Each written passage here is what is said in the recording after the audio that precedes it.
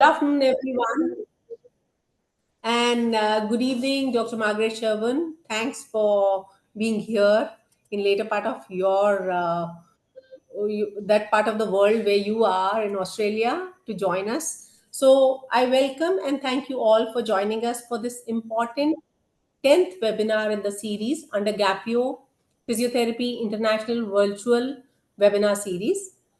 For the information, webinar, this GAPIO is a non-profit organization established in 2011.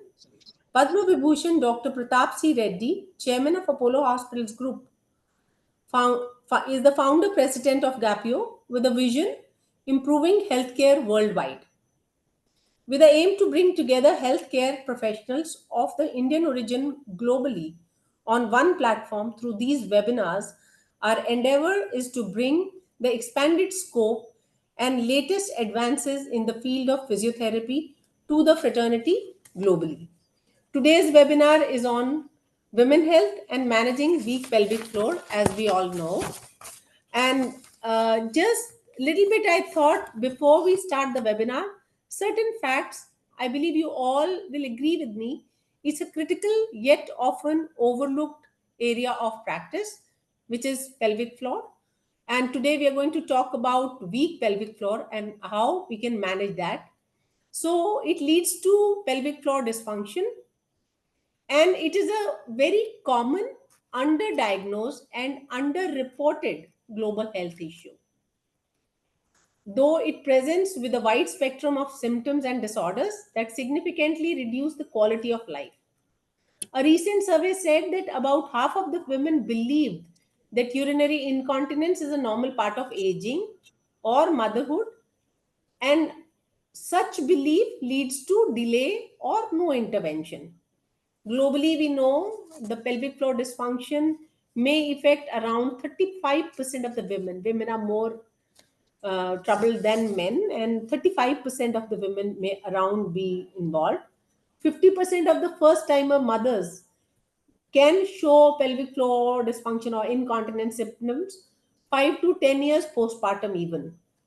So we can in a nutshell say that the awareness is very little, or it is very low or moderate amongst the women. On mute. Yeah? Okay, so I hope I'm audible. Yeah. So today, keeping that in mind, we have an enriching sequence of three presentations lined up, delivered by prominent champions in the domain of pelvic health. These experts will delve into the fundamentals. They will share clinical insights and explore the latest advances in the assessment and management of weak pelvic floor.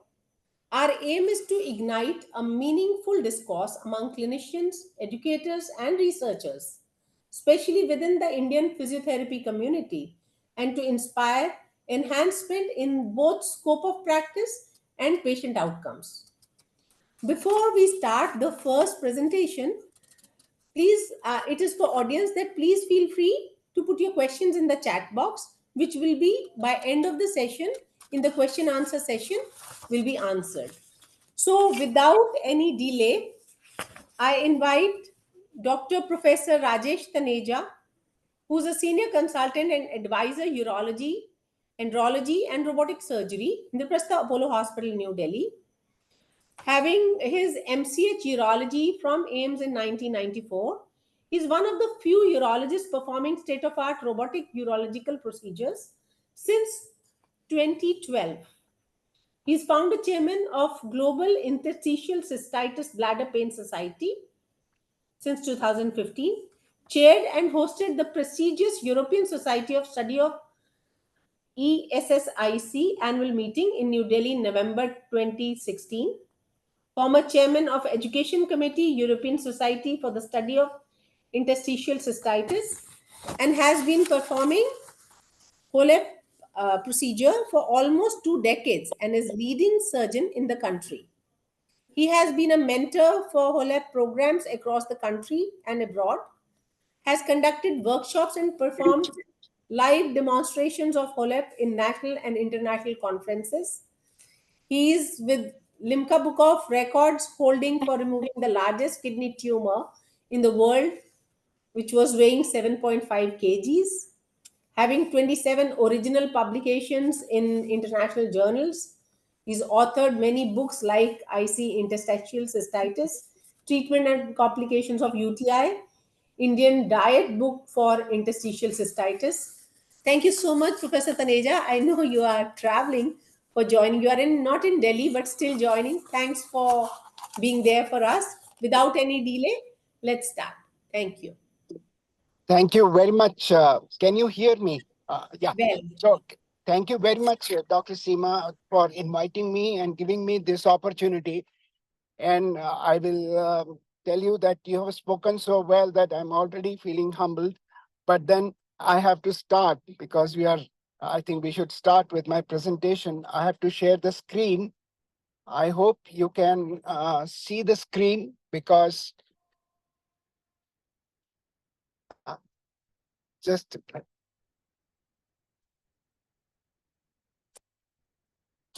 can you see the screen? Hello? Yes, we Can can. you? Okay.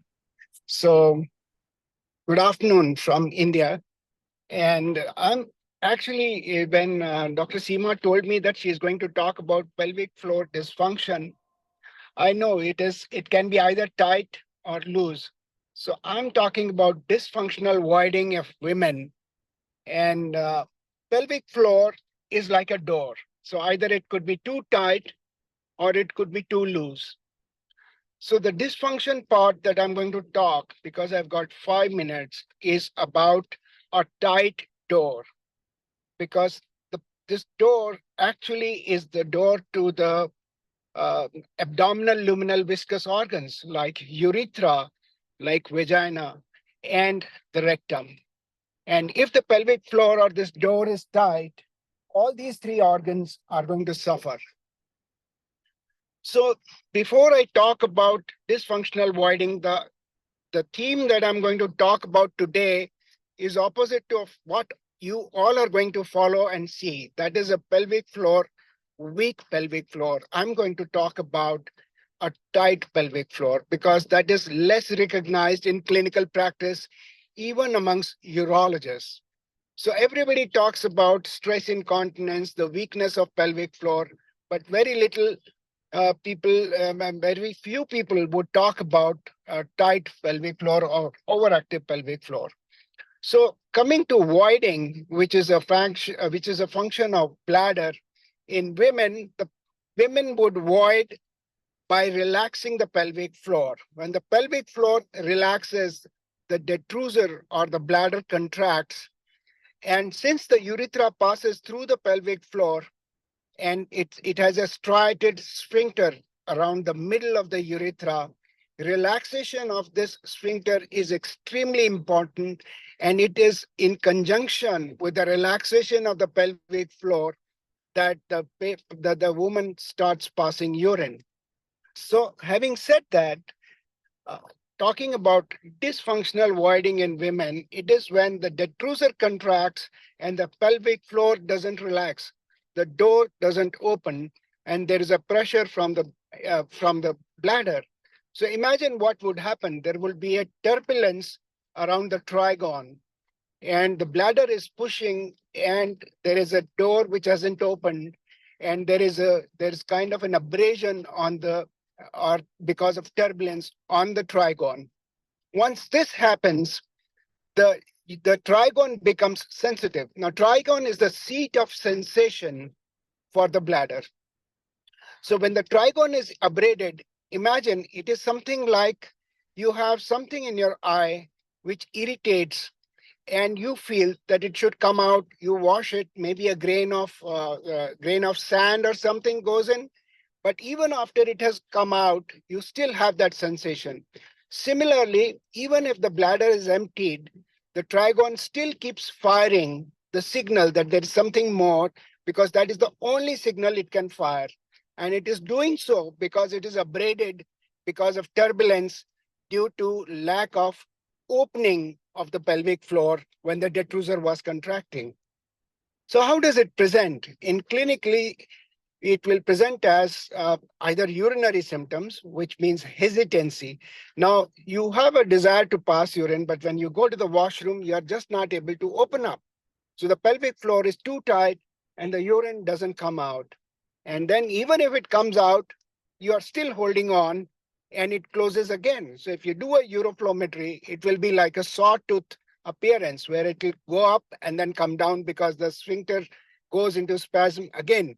The stream is intermittent and the person thinks that they have to strain to pass urine. So because the trigone is injured, abraded, it keeps sending signal that there is a lot of urine in the bladder.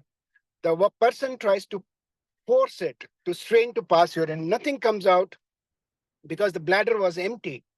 And then there is a sense of incomplete evacuation, which makes the woman keep sitting on the commode and doesn't come out of it because she keeps thinking there is more and more. And then there is a persistent desire to pass urine. Apart from urinary symptoms, an overactive pelvic floor could give rise to pain, which is in perineum, lower abdomen, back, and the medial aspect of thigh. And of course, there are associated symptoms like constipation because there is dysfunction of the lower segment of bowel. So somebody, the gastroenterologist would do manometry of rectum to decide if there is a dysfunctional bowel. Fibromyalgia is an associated condition, and so are depression and migraine. I think I will stop. I hope this has been an opening sentence which is away from the main theme of today's symposium. But I again thank Dr. Seema for giving me this opportunity. If there are any questions, I will be very happy to answer. Thank you so much, Professor Taneja, for elaborating on dysfunctional voiding. It is just set a chord, and you have, I believe, about dysfunctional voiding, you have made it so simple and clear in very simple language. You have elaborated those clinical aspects of dysfunctional voiding. So thanks again. And definitely, listeners, if any questions you have, please put it in the chat box. So now I would introduce Dr. Margaret Sherburn and invite her for her talk on dysfunctional mechanics of pelvic floor and incontinence. We heard about dysfunctional voiding.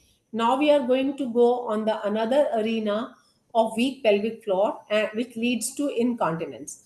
So, Dr. Margaret Sherburn is PhD in physiotherapy. She's a senior fellow in physiotherapy department at University of Melbourne. We welcome you, Dr. Margaret, and is a clinical clinician in specialist women, men, and pelvic health private physiotherapy practice. Her main areas of research and clinical practice are the conservative management of pelvic floor dysfunction in the women and pelvic pain, prolapse, or incontinence, the use of real time ultrasound as rehabilitation and measurement tool, and the role of exercise for women. She is a continence and women health specialist physiotherapist, a fellow of Australian College of Physiotherapists, and is a past editor of the Australian and New Zealand Continence Journal, and currently on the journal's editorial review committee. So, welcome, Dr. Margaret. Thank you so very much, Dr. Seema. It's a real pleasure to be invited to join your esteemed group, and I'm looking forward to telling you what I want to talk about and also answering your questions at the end. So yes, I'm going to be looking at managing dysfunction of the pelvic floor, particularly incontinence. So we have to ask a few questions first. And the first one, of course, what is the pelvic floor? And that depends on who you talk to. Is it just the pelvic floor muscle, the levator ani, or the levator ani muscle and the organs which sit on it? Are you hearing me all right? Can you hear me? Yes, you are audible, well audible. Okay, thanks very much. So both opinions need to be considered, and I'm going to consider them in this presentation, as well as you need to consider them in clinical practice. So let's look at some anatomy of the pelvic floor very briefly. This is the pelvis from above, and excuse me, the pelvic floor muscles are indicated here and at the base of the pelvis. We have a group of muscles called the levator ani, and they're broken up into iliococcygeus and pubococcygeus. These muscles support the organs of the pelvis and provide the exit points for rectum and anus, vagina, and urethra anteriorly. So in this diagram, you can see that the levator ani is a large diaphragm, and beneath that, subcutaneously in the perineum, are sphincter muscles which close off the anus on its own at the back and urethra and vagina together at the front. Looking from underneath, we can see the same thing. We have a superficial layer of muscles which encircle urethra, vagina, and anus at the back, and this deeper muscle, pubococcygeus, and the inner fibers often have names according to what organ they attach to, and iliococcygeus at the back. So that gives you an idea of the muscular pelvic floor. And on top of that sit the organs. If there's dysfunction in one, there's dysfunction in others, as Dr. Rajesh has already pointed out. So here's the bladder anteriorly, pubic bone and anterior abdominal wall, uterus, ovaries, vagina, and posteriorly we have rectum and anus. And you can see here in the perineum the external anal sphincter. The vagina and urethra come out in the labia here, so labia minora, labia majora. So here we have a very compact area surrounded by bone and organs that are supplied by similar nerves and compacted into a bony rim, a bony basin. So let's think about the nerves as well, because when we talk about dysfunction of the lower urinary tract, we have to consider the nerve supply. So there are 4 levels of control, and the main one that we all know about is the pudendal nerve, the S234, which comes from the sacral spinal cord and directly innervates the levator ani and the sphincters around the urethra and vagina. We also have autonomic innervation from the thoracic outlet, the hypogastric nerves, and from the sacral outlet, we have the parasympathetic nerves, the pelvic splanchnic nerves. And they supply the motor and sensory nerves to the smooth muscle of the bladder and the outlet or pipes. In this case, tonight we'll be talking about the urethra. We have a switching center in the pons in the brain stem when we switch from storage mode to emptying mode.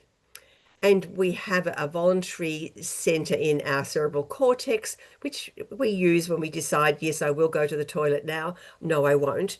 So there's always a voluntary control that can override the automatic and autonomic nerves. So let's talk about what can go wrong. What are the pelvic floor dysfunctions? And here I've listed some categories of all the different types, and in red, incontinence is what we're talking about in this PD tonight. Urinary, vaginal, bowel, sexual function, and pain are all the broad categories of dysfunctions, and tonight we'll talk about incontinence. So according to the International Continence Society, who have done a major amount of work in standardizing terminology around the world, the definition of incontinence is the complaint of involuntary leakage. So it's a symptom. It's not a diagnosis. So it becomes like falls or headache or confusion. And we have to then make a diagnosis to what causes the involuntary leakage. Your patient isn't going to come to you with saying, I have a weak pelvic floor. They'll come to you saying, I have a weak bladder. And it's up to us as physiotherapists then to decide what's the causative factor and whether the treatment of a pelvic floor muscle training program would be helpful. So we use our clinical reasoning to decide whether and what type of muscle training is appropriate. So what are these symptoms of incontinence?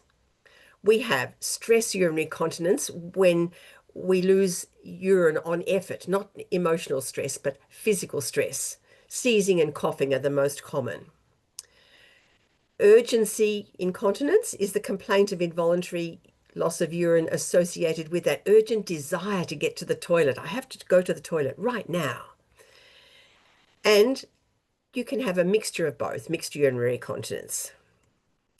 I'm going to skip over the voiding symptoms because we've already heard about these and they aren't the main focus of my talk, just there for completeness.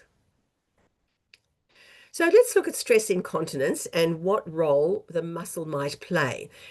How are we going to clinical reason from I'm losing urine when I run to a pelvic floor training program? So we have to know that stress incontinence would be caused by low closure pressure in the urethra. So what causes that low closure pressure? One major cause is intra-abdominal pressure increase, such as from a cough or sneeze. So if we have a large downward pressure on the bladder, we need a good strong outlet pipe to keep the urine in the bladder until we decide to void. So what might the pathophysiology be? We have a urinary sphincter which might be insufficient. The endopelvic fascia, which holds the bladder in place within the pelvis, might be stretched or torn. Well, a muscle training program is not going to affect that. Levator ani muscle weakness might be a cause, and that's one of the most common causes of stress incontinence. It also could be a pudendal nerve neuropathy. So the nerve to the pelvic floor muscle, the levator ani, might have had some infection, inflammation, stretch, tear from childbirth. Let's look at the second sort of incontinence, urgency. It's another storage problem. And this time, the buildup in pressure is within the bladder. The detrusor muscle, which is the name of this smooth muscle of the bladder wall, contracts uncontrollably. So instead of getting nice phasic contractions where the bladder is sampling the urine in your bladder now as you sit there listening to this, with phasic contractions that you're unaware of, they're reflex contractions. But in urgency and urgency incontinence, these phasic contractions become tonic and the detrusor muscle is clamping down on the urine inside the bladder. The pelvic floor in this diagram shows that it's quite tight, and that may be the case. The bladder neck is closed, the urethra is closed, and the floor is tight. So why might that be, and is that the case always? Let's look at the pathophysiology. It might be increased bladder sensation from overactive autonomic nerves coming to the bladder. There might be decreased inhibition from the central nervous system down the dorsal columns where the autonomic nerves pass. There might be urinary tract infection inside the bladder, so there is irritation of the urothelium, which is the inside lining of the bladder. The detrusor muscle might be poorly compliant itself. There may have been damage to the muscle wall itself, so its action is not normal. And then, of course, we've got the idiopathic, which I dislike very much. It just tells us we don't really know. But it might be a sign of multiple sclerosis or Parkinson's disease. So in terms of whether we can do a pelvic floor muscle training program for urgency incontinence may depend on what state this pelvic floor muscle is in.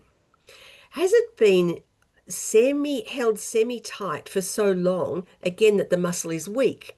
So we ask the patient to do a contraction of their pelvic floor and they present with a very weak contraction and a poor relaxation because they're so used to hanging on. Now, you have to use all our persuasive efforts to be able to ask that patient to relax the pelvic floor when they think, oh, I'm going to leak as soon as I relax. So education is going to be part of our training program for someone with urgency incontinence. Briefly, I want to talk about nocturia. It doesn't fit into any category, but it may require us to do a pelvic floor muscle training program. Why doesn't it fit? Because it's multifactorial.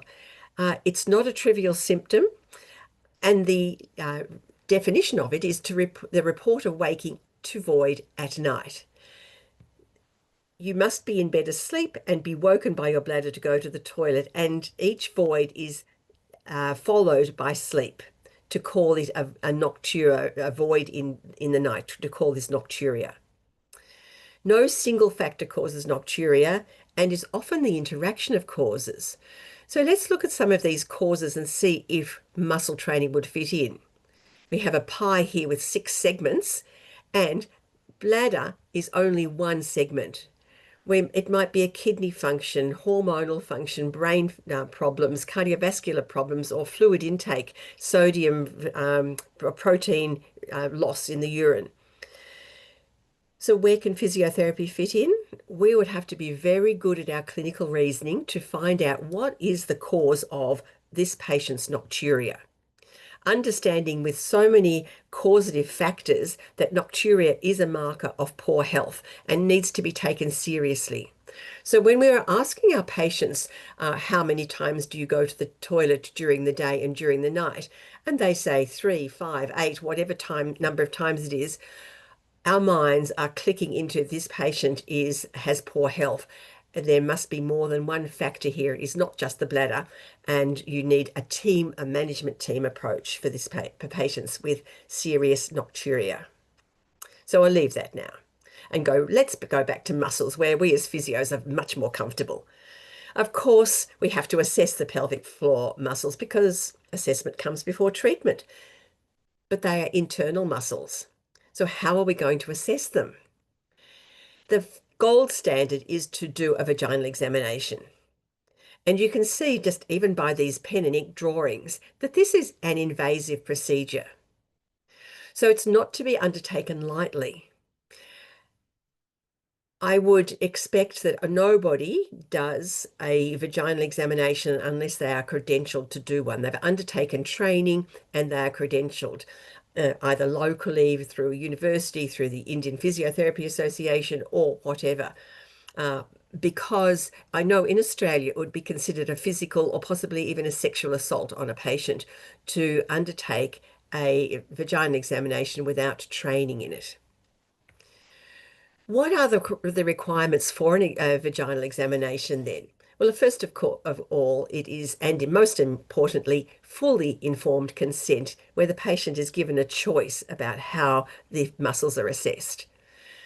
Hand hygiene facilities must be available for the physiotherapist. The privacy is really important, not just a curtained cubicle in a large gym. The patient must be psychologically ready for it and aware of what is going to be undertaken to assess these muscles. And I know I'm always telling patients that this is a muscle exam. This is not a gynecology exam. It's separate and different from a gynecological exam, so that they are aware of what I'm doing. Do not ever do a vaginal examination unless the process is informative and therapeutic. And the one I mentioned earlier, the therapist must be capable and credentialed. So what if you're not? And the Apollo system has thousands of patients, as Dr. Rajesh said, many, many patients who need our help. How can you help them? Can you assess the pelvic floor muscle?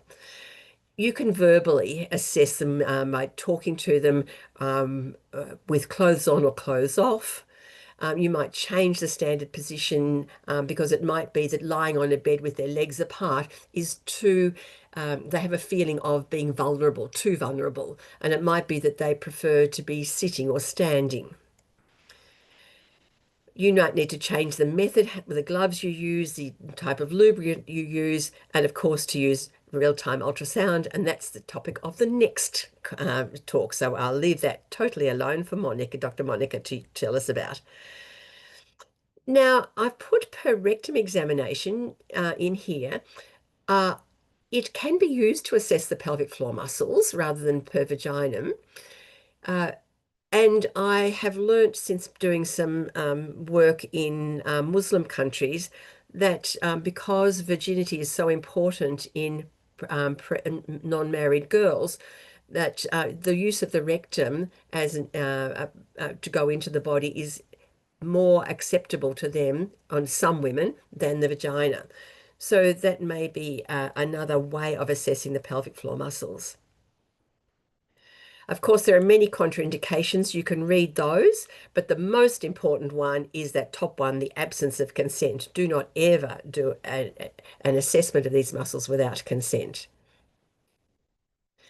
All right, so I'm talking about pelvic floor muscle training as if it is acceptable everywhere around the world, and that it should be, because the evidence for pelvic floor muscle training has level 1A evidence, grade A recommendation.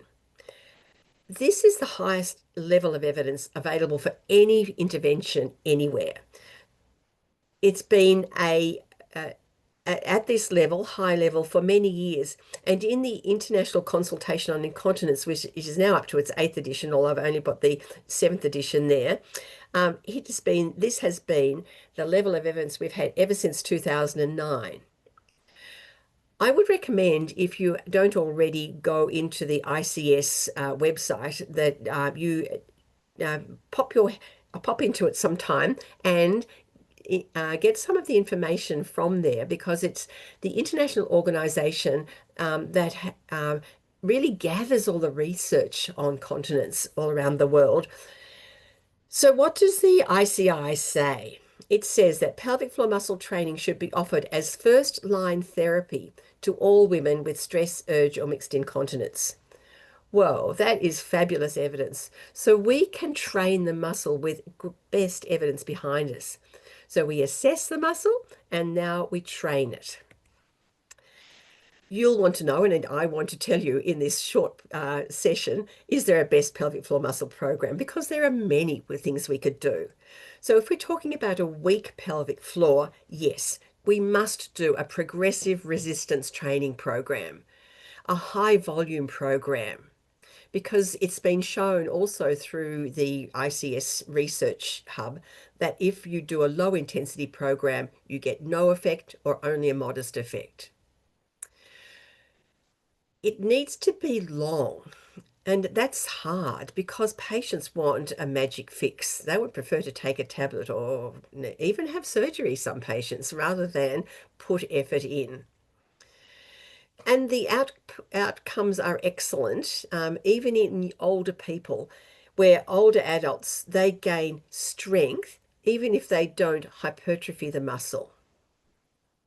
So it's a high volume program. What does this mean? It means many sets, appropriate repetitions, reps, and sustained. Now, patients will want to know, when am I getting better? How will I know that I'm better? So it's a good idea to tell them early on what they're aiming for. And these are the things that we know about the bladder. Voiding 4 to 6 times a day in young to middle-aged adults, and 5 to 7 times a day in older adults. 250 to 400 mils per void. So we do need to do some measurement of voiding at the beginning and through the program, which sometimes can be very distressing or upsetting for the patient.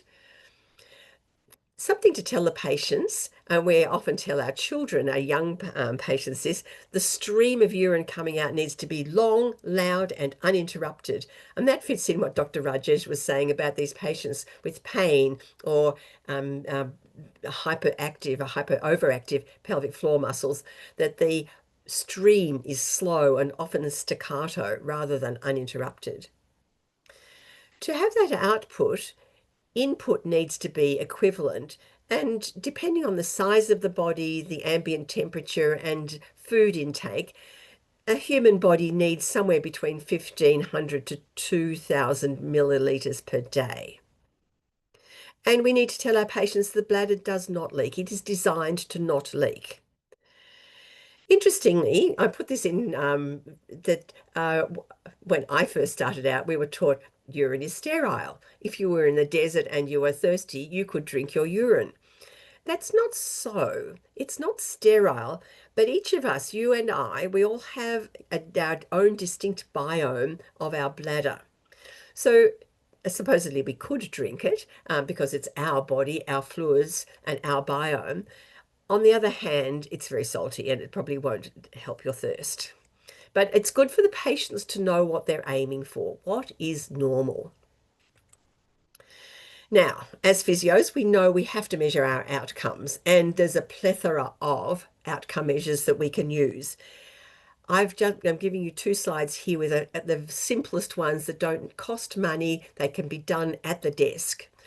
A numeric rating scale or visual analog scale, a simple 10 centimetre long line on a piece of paper, and the patient marks the line where they feel their symptoms are, where 10 is the worst ever and 0 is 0, the symptom, whether it's pain, leakage, whatever. For impression of their severity and their improvement, the PGI, Patient Global Impression of I, improvement, and S, severity. You only need to ask the patient one question. What best describes your condition now? The PGI-I is a 7-point scale of very much better to very much worse. And the PGI-S is a 4-point scale. My severity is normal, mild, moderate, or severe. Simple. We have good outcome measures. They have all been researched and they are all valid and reliable. Another one that I use a lot is an accident diary, the leakage diary. So we would give this to a patient, and every time they have a leak in that day, they would make a mark in that square. And at the top left, when you give the patient the diary, the square may be filled with marks.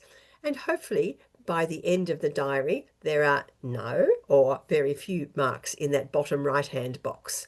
So it's a nice visual diary for a patient to see their improvement over time.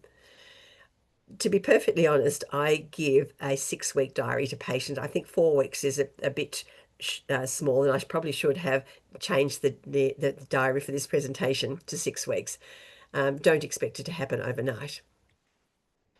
All right, so we've got a 15-week program of muscles that are working inside the body. This is very boring. So the next thing we pelvic health physios need to be doing is applying some adherence strategies. And I put 6 down here. First of all, educate our patient. Give them knowledge about what is they're doing, why they are doing it. Secondly, give them the physical skills. Make sure you spend time in the consultation teaching them the exercise, making sure they're doing it correctly. And this is where the ultrasound comes in so beautifully, because the patient can see the lift on the screen. Use your voice. If you are asking for a 5-second contraction, which is 3 seconds held steadily and 2 extra lifts, that you say, now squeeze and lift, pull up, 1, 2, 3, now lift again. Really make it enthusiastic, that you are keen for them to improve. Make sure you understand their feelings about pelvic floor muscle trainings. Do they feel that they can conquer the problem? Do they feel that exercise is enough? This will help you with your adherence strategies to know how the patient feels about what you're telling them. And after that, you'll be able then to apply some analysis, some planning, give them some ideas to attend to. Put a blue dot on your steering wheel of your car.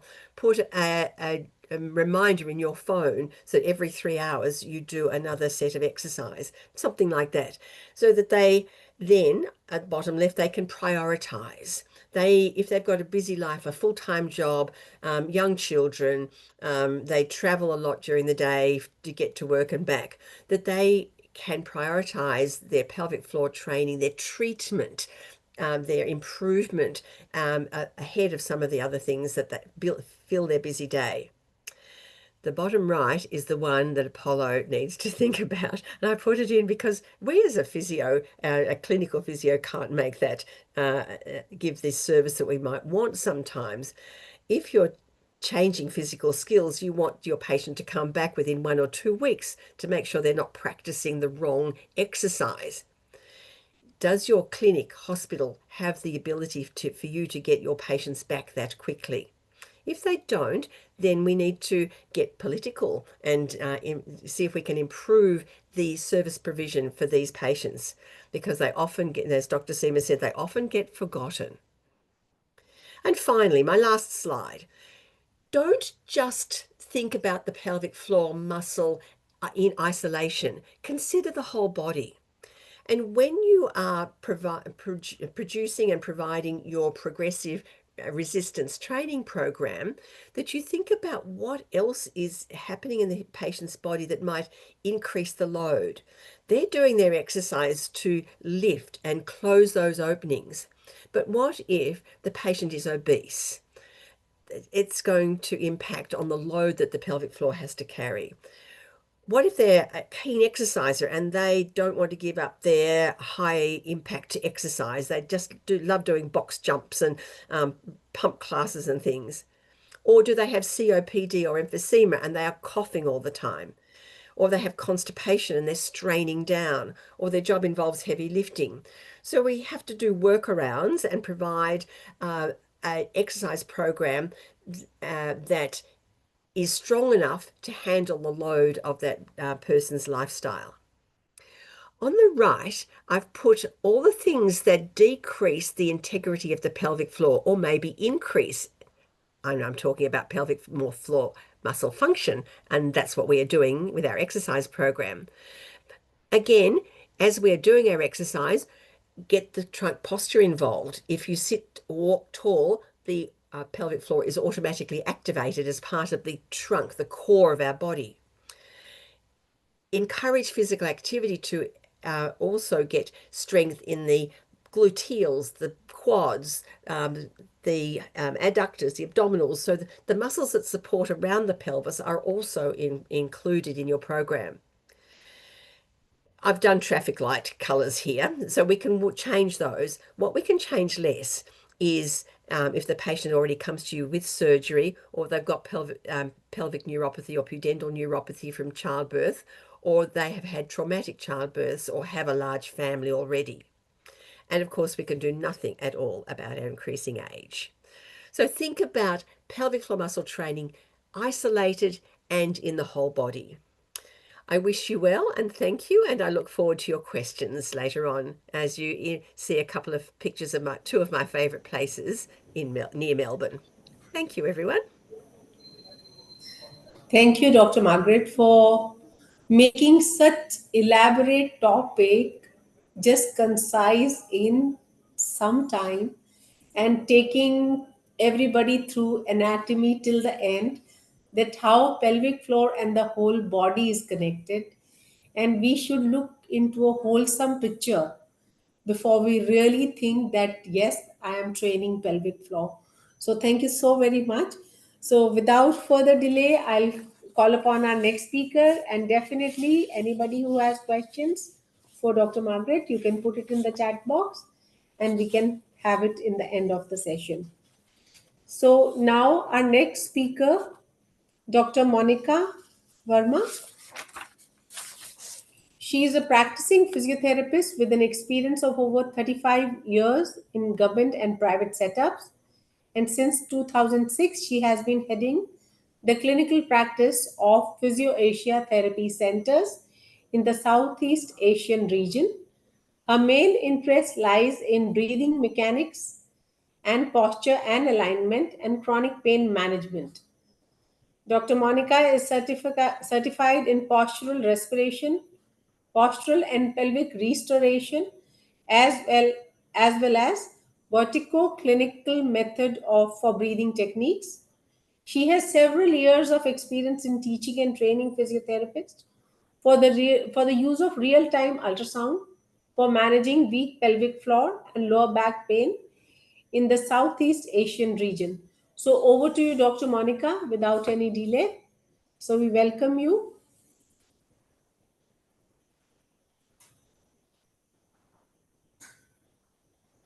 We can't hear you, Monika. Yeah, we can't hear you, Dr. Monika.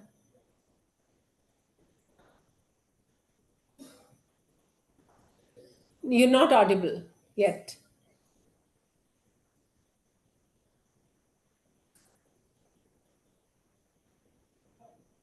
आपने उनको mute तो नहीं किया?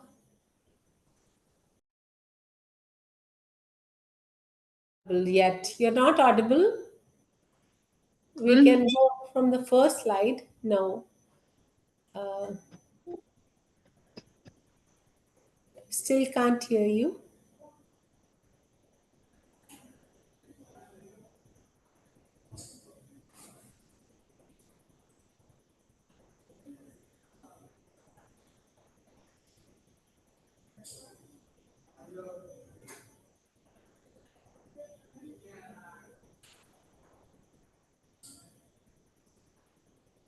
We are soon going to start. Dr. Monika is just fixing her sound as she's not audible.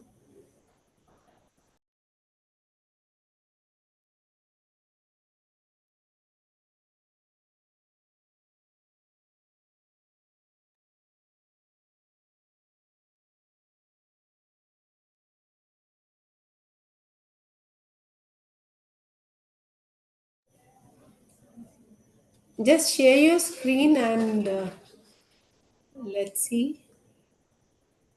Maybe you can raise the volume in your system. I could hear you little, it seems.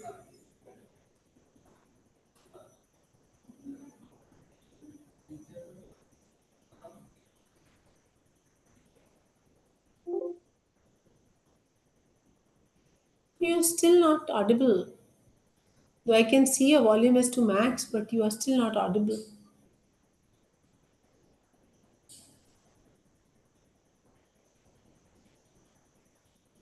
Not really.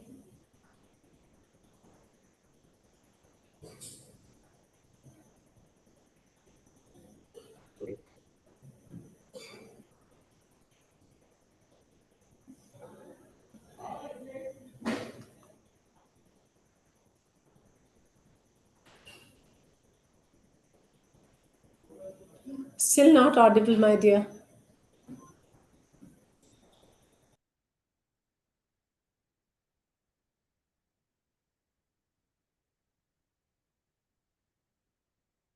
Maybe if you log back in, you can test the microphone, I believe. Can we take a question in the meantime?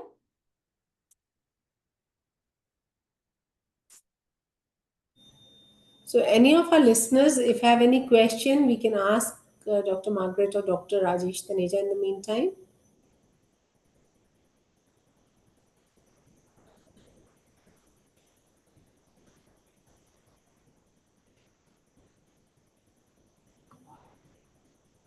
I have a question which came in the message chat box. A very beautiful session and wonderful insights. It feels so happy to listen to the detailed explanation of this very important topic. The first question I got in the chat box is for Dr. Taneja. I believe the question is about um, are there any reliable clinical indicators to differentiate between the dysfunctional voiding and any other lower urinary tract disorders in a day-to-day practice?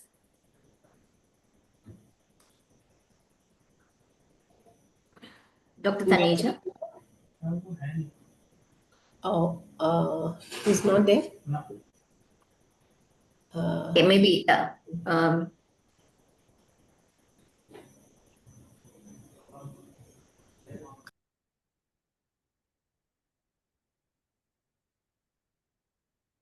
So the next question is for Dr. Margaret. That was a very beautiful session, and somebody, I think it's a clinician who wants to know, are there any, what are some of the biomechanical changes in a physical examination when we are doing the physical examination in pelvic floor? What could be some of the biomechanical changes we can look for?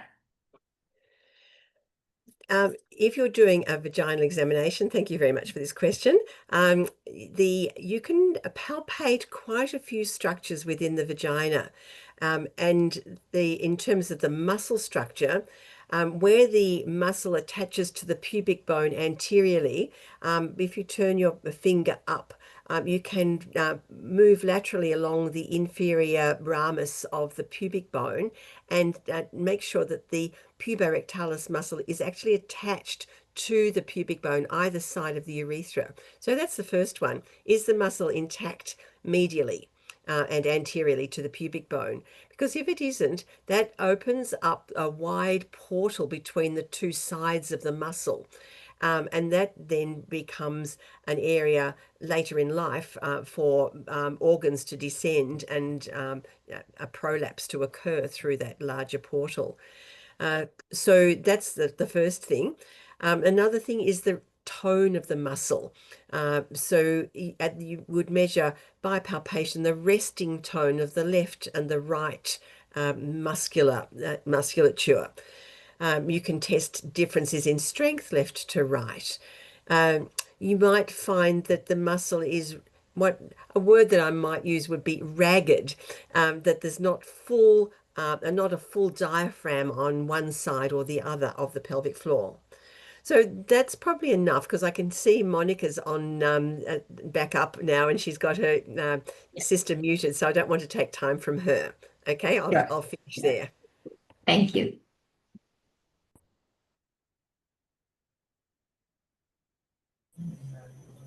Not yet.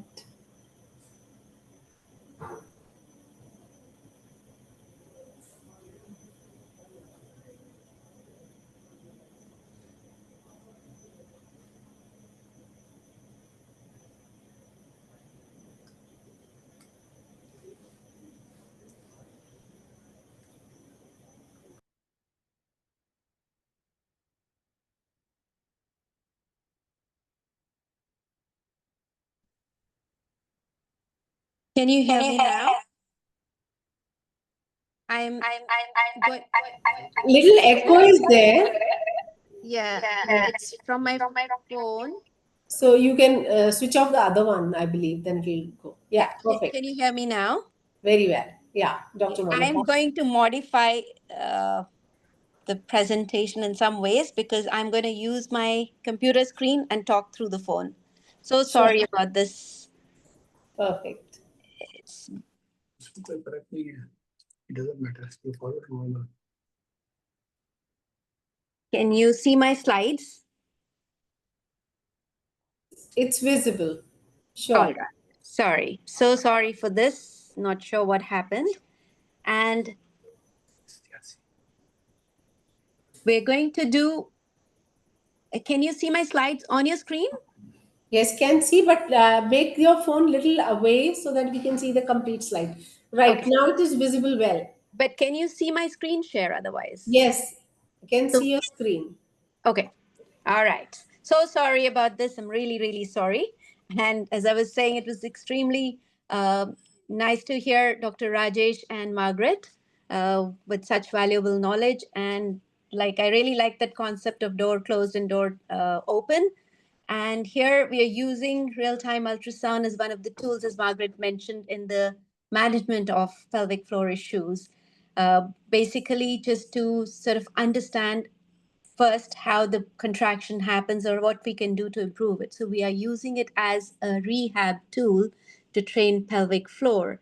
And main objective being that it is like a clear feedback to the patient as well as the practitioner to see what's going on and what changes can we do. And why do we want to use ultrasound for the pelvic floor rehab? Because of course, there are limitations with reaching these muscles because they're so deep inside us. And verbal cueing, of course, is limited as well because it's not like you touch the muscle and you can say, okay, get this muscle working. It is the visual feedback, right, and in real time, which helps us see the muscle as well as correct the muscle contraction while the patient is learning that action while looking at it. And of course, compliance is much better because patients get more aware of what their limitations are and how they can improve. And of course, it's an evidence-based practice, which is proven to be effective. So lots of researches have been done, and this has become like a common tool to practice in pelvic floor rehab. There is a lot of clinical evidence. You can look at different papers, ultrasound feedback which was majorly worked by Hodges and Heights in the 1990s. There has been also mention of usage of ultrasound, which is supposed to be very reliable and safe, non-invasive way of working on it, in the American Association of Urinary Medicine, as well as at some other studies all over the world. Now, we are basically looking for direction. We're trying to see what can be done in terms of making these muscles work better. As we all know about local muscles and global muscles, they are different in their activation.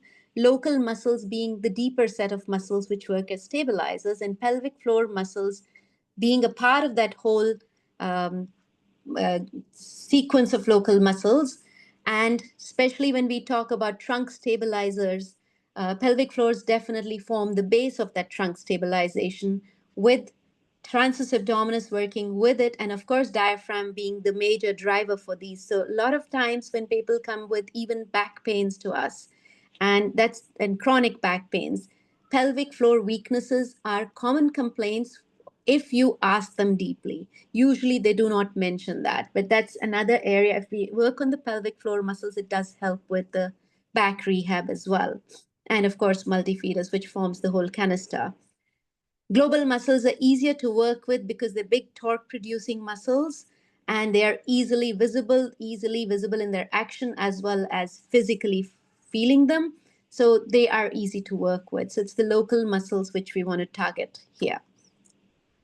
Now, Punjabi started this whole concept of core stability in 1992, and he came up with this model of subsystem dependence on each other, which being the control system, which is the nerves, and they, in combination with this passive system, which is your bones and ligaments, which we can't make any changes to, which do get influenced by, indirectly though, the active subsystem, which is the muscles. It can be the spinal muscles, it can be the pelvic floor. It is all these muscles which influence the positioning of our skeletal structure as well. So these three structures being very codependent, again, we need to make sure that we train them equally well, the muscles to influence the other two. Why is this important for real-time ultrasound? Now, real-time ultrasound, when we're looking at training the core stability, if it gives us that view of the muscles, and we can also view if there are correct activations. As I said, it gives that immediate feedback to the patient as well as the therapist to see what is happening, and also training them to provide that correct stability in the combination of these deep muscles, and learning to not just train as well as detrain, like as Dr. Taneja mentioned about overworking, over tight muscles of the pelvic floor, which lead to also voidal issues, or as Margaret mentioned, pelvic floor weaknesses, which can cause problems too. So where we need training on one side, we also need detraining on the other side. So we can also, while working or looking at the muscles, teach them how to relax at the same time. And then also managing their progress. So like recording their progresses, knowing how they were 10 weeks ago and how they have improved after 10 weeks of working on it. So the activation quality, their active relaxation would change with time as they practice this.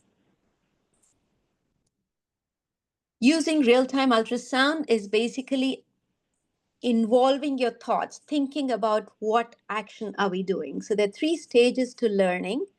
First is awareness, and then it is association of that awareness to the action required, and then it is the automatic control of an action.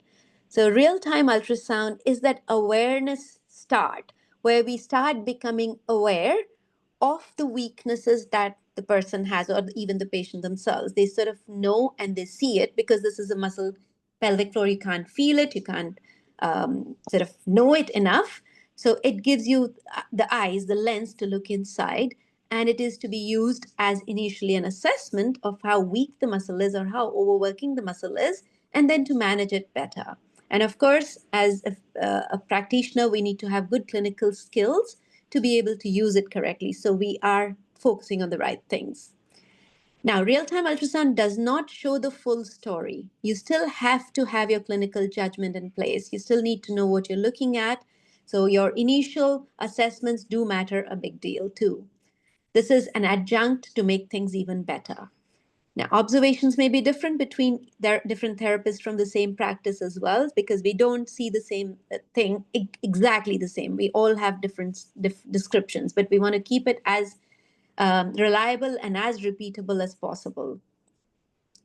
So we want to exactly focus. Now, we also want to make sure that we're not using it as a diagnostic tool.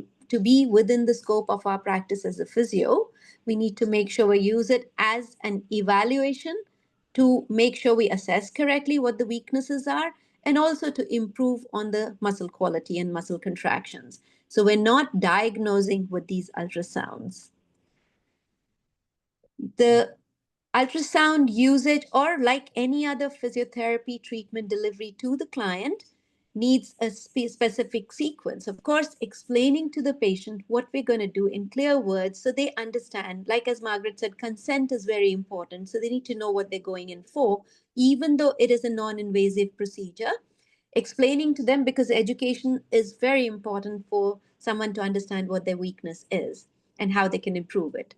Finding the best position also, not just for the patient, but also for the therapist, is important. So we can correctly place our head, ultrasound head to get the right pictures.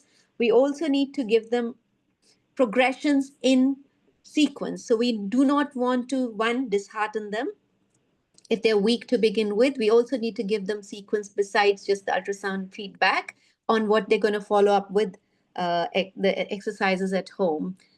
We also need to add different positions for practice, not just the position of testing, because in practical circumstances, they can't be lying in hook lying position all the time. They could be bending, they have to go to their jobs, they have to do work, they're bending to pick up their kids.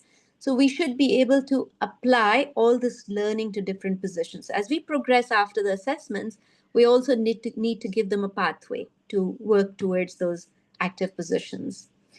And ultimately, of course, as I said, it's awareness, association, and we are aiming for an automatic control. So because these are background muscles, they have to be always on to do things that they need to do. So we need to train them for automatic function where it is already there, so they can have less leakages or less weakness issues from this.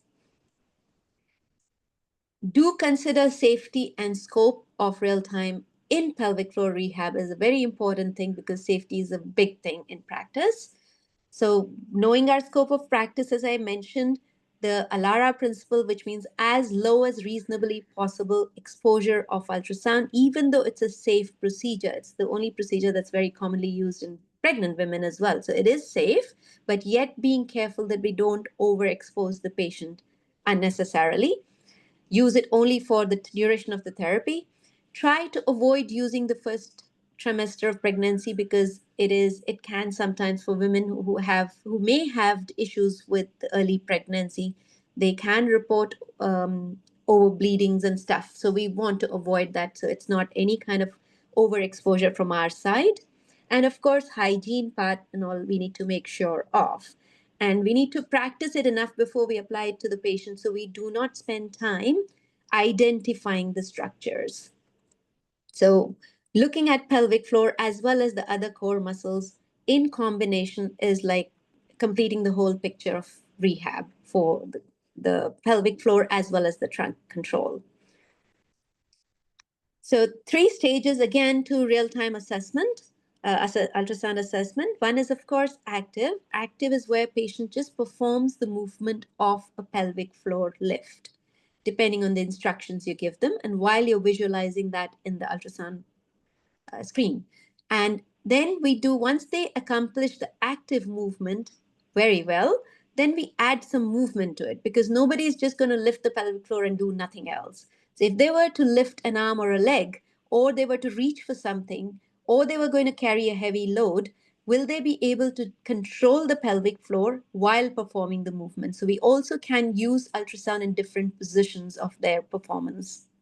And then we also want to just check on, like, if they're walking or they're lifting the load without giving them a cue, have they automatically had a feed forward activation, automatic activation of the pelvic floor. So these are few different types of categories of assessments. Now, for pelvic floor particularly, first thing we want to establish is diaphragmatic breathing, because as we all know, diaphragm is the driver for the core activation. Now, core constitutes pelvic floors at the base of it. So once we know that the patient is able to perform diaphragmatic breathing correctly, the breathing will help them to contract and relax the muscles in accordance with it. So once pelvic floor is established well, then we look at the transverse and then the multifidus. If you're looking at the whole sequence, unless it's just the pelvic floor, that's your goal. Assessing active automatic contractions regularly in between your training sessions as well, after each time a few weeks have passed, and also knowing the type of dysfunctions you might come across. So common cues for pelvic floor, there can be many. We commonly will say draw up or lift the pelvic floor, or imagine you stopping the flow of urine or flow of gas.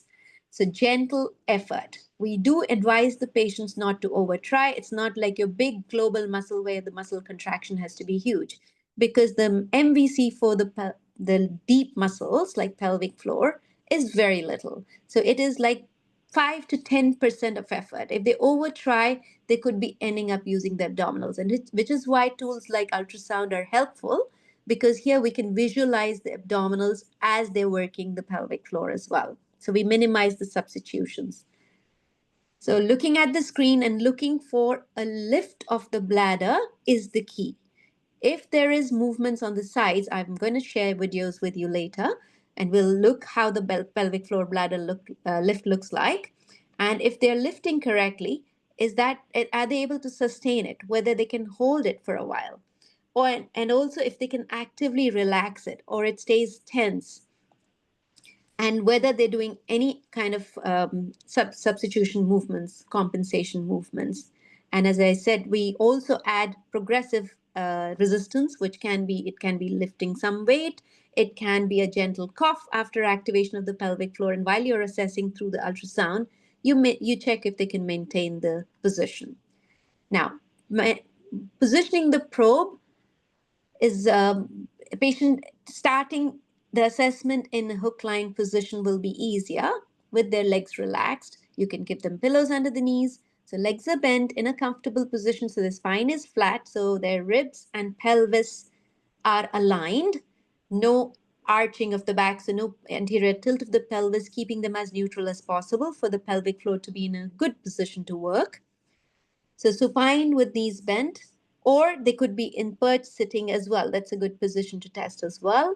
We use typically a convex probe between a frequency of 3 to 7 megahertz, which works better. There can be, usually for rehab, we use trans-abdominal placement of the ultrasound. There sometimes can be transperineal placement. We typically do not do vaginal placements of the probes. So we don't do transvaginals. And tips for rehab, that's more for assessment. So using the gel, make sure there is enough gel, placing the probe at like almost a 45 degrees angle on the superior pubic line with that tilt, and you get that image like you see on the screen here. These being, so look for this pocket under the ultrasound, under the bladder. This is the bladder. Black is the fluid, which appears black. The fluid appears black on the screen. And then if you see this little shadow, that's the air pocket. So looking for this packed pocket between the pelvic floor. So this being the wall of the posterior inferior wall of the bladder, these being the side abdominals. This is where the probe is placed. So top of the abdomen. So we're not looking at contractions here or contractions here. We're looking at the pelvic floor. So with the vaginal wall being here, rectus being behind, we're looking at this whole zone of pelvic floor muscles lifting towards the top. What we see here is a bladder, which is pushing down from the top. So the pelvic floor is being pushed down as this patient does the bladder lift. Now, this is a poor pelvic floor contraction. This is something we can't see from outside. Like we used to prescribe these Kegels exercises, but there was no way of knowing whether they were doing anything correct or not. So here, we want to make sure that the abdominal wall doesn't collapse down, because this is increasing the pressure and pushing this downwards.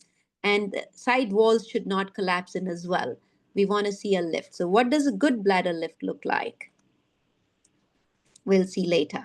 Now here, poor pelvic floor effort could be either when the patient is holding their breath, over tightening their abdominals, increasing the abdominal pressure with external obliques being really locked up on the pelvic floor, which is forcing it down.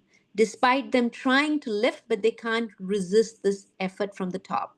So everything goes tight. So hence, breathing is most essential. So first, we need to make sure they have good diaphragmatic breath and they keep their abdominals relaxed to get this action. Now, this is what a good pelvic floor would look like. Look at that beautiful lift of the lower wall of the bladder and no contraction of the top or the side walls. This is the dome of the bladder. This is an ideal shape of a bladder. When we do ultrasounds, we can also see different shapes of the bladder. There can be hypertonic bladders, which are always distended and strained. They do not know how to relax. Then you see a more squarish or rectangular, they lose the corners, rectangular appearance. So we want to see this dome. This is a nice relaxed bladder. And you look at the active lift and an active drop. This is what we want to work for. So sometimes even showing patients these kind of good bladder actions helps them learn. It's a visual cue, because they, besides imagining what the bladder looks like, now they can see it, and then they apply this learning or this visual feedback to their action as well. So active lift and an active relaxation, having a control both ways is essential. We need to know what bladder shapes we're looking at. We also, if there can be drop on one side of the bladder, there can be tightening, lifting of one side of the bladder. That could be the supporting ligaments being different on each side. And we also need to associate bladder lifts with other muscles as we go along. So like if we do transverse abdominis, we can do transverse abdominis with just a bladder lift. So most times you will see a pelvic floor lift initiating the transverse on a side that you're checking on should work with it. So give them cues for pelvic floor lift while you're looking at abdominals and see if their abdominals actually talk to their pelvic floor. And if that is so, they have a good core connection. Otherwise, both ways we need to work on either or to give a full support. This is what the transverse abdominis looks like on an ultrasound. This is where the probe is placed. This is the top layer of the skin and the subcutaneous tissue. That's the first muscle. The gray thing is the muscle. So anything that has fluid in it appears blackish. So between the two white lines, this being the fascia, that's your external oblique, the first muscle that you can feel on the top. And that's most times taken as the core muscle, where people hold their stomachs hard and they say, push me on my stomach, and I've held my core tight. But they actually are suppressing the deeper muscles. So that's the global muscle. Internal oblique, which is these two fascia separating this muscle in between, is the internal oblique, sitting right over this thin muscle, which is the transverse abdominis. If you see that sort of shadow goes all the way to the side towards the thoracolumbar fascia at the back. Now, this is what we want to focus on. This is the one that responds to the pelvic floor commands as well, and typically comes along with it. Now, that's what a good transverse abdominis contraction looks like. So this patient is working with the pelvic floor. I just gave an instruction to lift the pelvic floor, and look at how beautifully this comes up, and followed by the internal oblique. So this being the prime mover here to create that pelvic floor action with the transverse abdominis. We also see core contractions if the pelvic floor is poor, which is because of one, transverse abdominis being weak, associated with that weakness of pelvic floor, but it is also overworking abdominals. So here, if we see the abdominals are overworking. So transverse works after, it works as a co-partner with the oblique. It doesn't do an independent contraction. So we need to make sure we detrain these obliques to relax so they can let the underlayers perform their work better. Over contraction of the transverse, where again oblique is overshadowing and transverse does not get a chance. So again, abdominals being overactive will be tough to get the deep muscles working. So likewise, we look at the multifidus as well if you want to progress further to complete the trunk rehab, which is not the topic of today, but I'm just going to show you a quick video. This is how we assess the multifidus, which is the deep muscles just in the facetal gaps along this. So these are your facet joints. If you see that drop, and if it's a segmental drop, because these deep muscles are, they're not covering a big range of area. So the small segmental drop of the facet, deep muscles here, causing that shift and that localized contraction of the segment, they support the segmental movement. Again, they also work better when the pelvic floor is in good control. So to end with, I would just like to say we use real-time ultrasound as an aid to new learning about our patient, about what they're performing, how their exercise is being done, visual feedback, which is very important for us as well as the patient to have better compliance for them and also to have their better understanding of what their weakness is and avoiding any kind of compensatory patterns. And the research has, of course, there is evidence that they learn faster, remember more, and they develop better strength with better outcomes and overcoming their symptoms quicker. Thank you so much, Thank you. Dr. Monika. Irrespective of the technical glitch, you really elaborated on your expertise and gave the insights on the real-time ultrasound, how it can be used as a diagnostic as well as therapeutic measure. I mean, diagnosing the weakness, not really any other That's right. thing. We definitely need to specify that we physiotherapists use real-time ultrasound to look onto the muscles and how we therapeutically how we help patients. And as you put it in your last slide, that the impact is way more. What we maybe as a patient visualize and work towards it, that it is more impactful, the learning is way more, and outcomes are way better, which is also proven by literature. So thank you so very much for a wonderful elaborate explanation of real-time ultrasound use in physiotherapy for pelvic floor rehabilitation. So now we have, thank you so much again.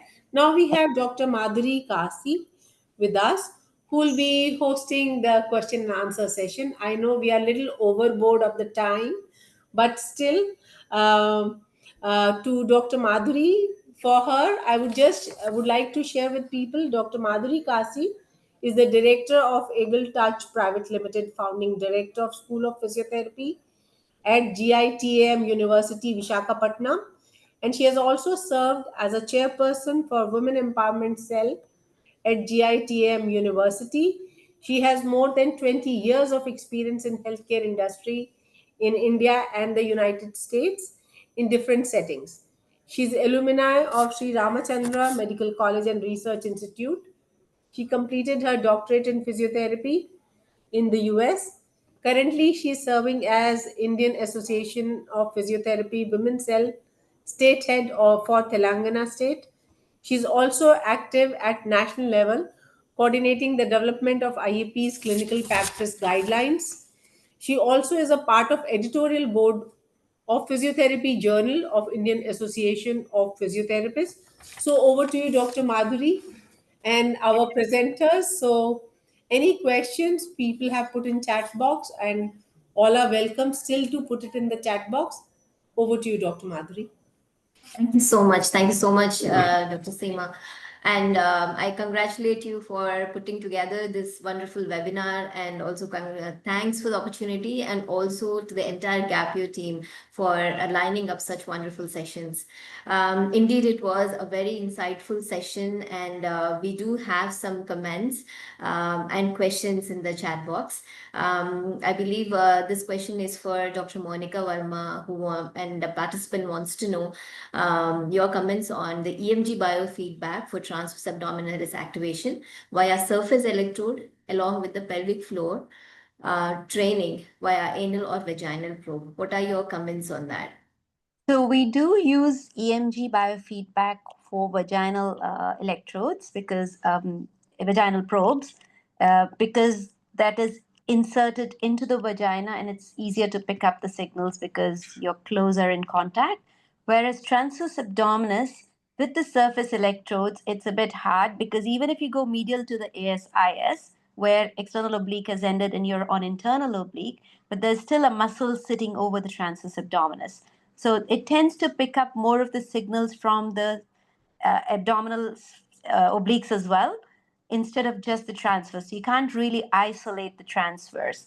So, I mean, in my experience, I'm not sure if Margaret will be able to highlight this better.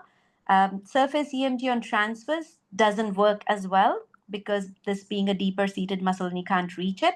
Whereas vaginally, yes, we do use vaginal probes, and that works really well with the EMG. So it's purely because the contact with the area. Great. Thank you. Thanks so much for that comment. And the next question is for Dr. Margaret. A participant wants to know what are some of the effective strategies that would help patient understand when you are training the pelvic floor muscles. What are some of your strategies that you would recommend to make the patient understand? Thank you for that question. There are a myriad of them, and it could all be almost be a whole lecture on education and motivation on the pelvic floor. They're not so different to motivating a patient to do a difficult muscle contraction anywhere else in the body. Now, it's like VMO or multifidus, where the patient has a difficulty perceiving in their brain the sensory awareness of that muscle. So some physical things that I would use would be touch on the perineum superficially, or if I am doing a vaginal examination, a quick stretch, some of those basic neuro principles. If I'm talking, I use my voice. I rise with enthusiasm, or slow down and quiet. If I'm doing a down training, relax now. I give time, make sure the patient has time to understand, compute in their own brain, because it's new to them. It's something that I do every day, but to them it's all new. So you give the patient time. So the relaxation phase, now relax fully, take your time. When you're ready, let's go again. So tone of voice, timing. Another thing is position. Whether you're in hook lying or vertical, so without gravity or with gravity, to get a different proprioceptive input. Sitting on a firm chair, the chair that the patient sits on in my office is firm. So we would do some sitting exercises to get the feel of what it's like to do sitting, the proprioception sitting against a firm chair. Or otherwise I might tap the perineum through clothes. If the patient wants to see herself, I have a hand mirror available so she can see what she's doing, see the indrawing of the perineum. Or if she has a prolapse, that I should see the prolapse coming down with a cough. So I'm using visual, tactile, verbal predominantly, and positional. That's probably enough for now. I could go on, but that's enough, I think. Great. That's really helpful, because these are some of the practical issues that we do run into, many of the therapists. So that is really helpful. Thank you so much. May I just add, just before I finish, the motivation keeping patients going is really so important. We almost have to become marketing gurus, that marketing, so the education of why you're doing it. What's the link between a leaking bladder and a muscle exercise? I think that happens before any of the other does. You must, therefore, the anatomy is important, having some visual aids to show the patient the link between the bladder and the pelvic floor and why a muscle activity will work. Otherwise, she says, I came with a bladder problem and all she's giving me is exercise. This is weird. So yes, start with that. Yeah, that's really good. Totally agree with that. Thank you so much. One question I got is for Dr. Monika, asking, are there any specific training programs or is there any certification required for the physiotherapists to do the real-time ultrasound? Or are they present in India, or are they okay to work with the ultrasound? So, well, that's a tough question for me to answer as a practitioner because I'm in private practice. But generally, nowadays in universities, a lot of universities, I'm not sure about, I think India still hasn't started, but Australia, UK, they already are using ultrasound as a part of education as well. So it is being taught in the unis for people who've studied like long time ago or do not have these facilities in the university.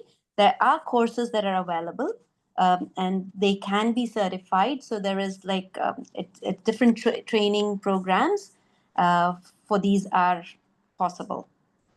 But in India, I think because there is a restriction for private practitioners to be able to use ultrasound in their practices unless they're a part of the hospital facility. So hospitals do organize these trainings, I believe. So it's wonderful that that is one area that we need to explore because it apparently has huge benefits for the patient outcomes. So that is an area we need to explore. Thank you so much for that. Thank you. I have one last question, Dr. Seema. I know that we are running over board time. This is again regarding the ultrasound. The question is, does different factors like obesity, post-surgical scarring, or any neurological disorders affect this kind of training? Like when you're doing the ultrasound, are these any of the factors that you would look into?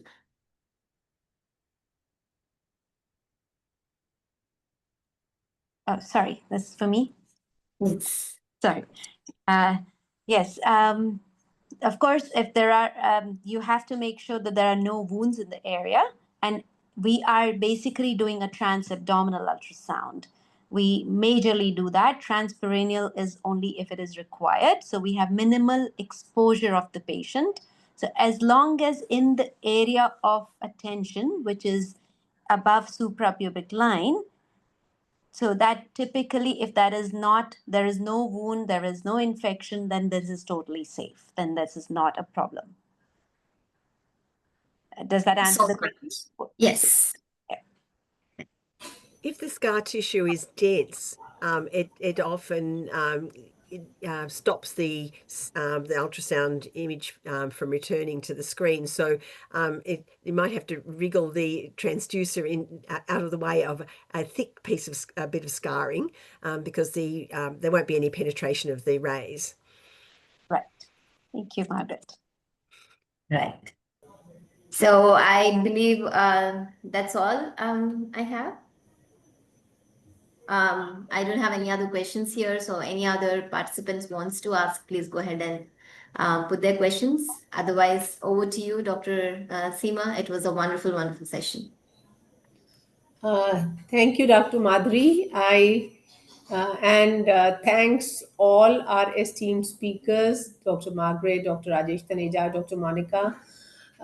Yes, of course, it's a new arena, expanded scope of physiotherapy, where we in India do not use real-time ultrasound per se. But extending to your question before, I really thank all the listeners and the participants. Dr. Margaret, I believe in Australia, there are specific programs where the training is there, though it is not in India in the curriculum yet.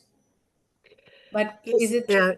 Yes, in our undergraduate and in our postgraduate pelvic floor course, which is a master's degree, yes, there is a component of ultrasound, so it's officially in the program for sure. And the Australian Physiotherapy Association has some units in there on their education, plus private educators also have courses for ultrasound as well. It's used widely in Australia. Yeah, thank you. Yes, Dr. Monika, I know since you practice in Singapore, so you would not have been able to really answer about what it is in India. But yes, in Singapore, you quite use it as a therapeutic Yes, we do. measurement for pelvic floor rehab. So thank you all for joining and sparing your time, all of you. So I would like to really, really thank from core of my heart to make this session all our listeners, all our viewers, all our participants, and our esteemed panelists, speakers, to make it so lively. And I believe it people, though they have taken their precious time out, but the speakers have really given one very elaborate view of the pelvic floor weakness or the dysfunction in totality. So it should be really helpful to the physiotherapists who have joined it today. And thanks for sharing your rich experience and knowledge on women health and this pelvic floor. So I would really like to express my gratitude towards current leadership of GAPIO and Professor Dr. Anupam Sibal, the Group Medical Director of Apollo Hospitals, for his constant support and vision for enabling such a platform which would help us break the glass ceiling and provide superlative healthcare services in physiotherapy. What I really wish to say, today we had little less participation because our general timings are 6 to 7 p.m. EST, and this is the time when major hospitals, Apollo hospitals, and other areas where we work 6 days a week, so the participation is little less. Generally we go beyond 100 every time, but this is the sixth day of working where people are into their second shift to the wards, ICUs and areas. So we felt little bleak participation at this moment, but I would like to thank you all from core of my heart to spare your expertise and valuable time with us to make this webinar, I believe, a great learning platform and an eye opener to many people who work in pelvic floor health. So thank you everyone. It was a very lively webinar, and thank you Dr. Madhuri for streamlining the questions for people and maybe extracting more out of our speakers of their expertise, which as pearls of wisdom can be shared with the members who are the listeners. So thank you all, and we hope to have furthermore similar sessions.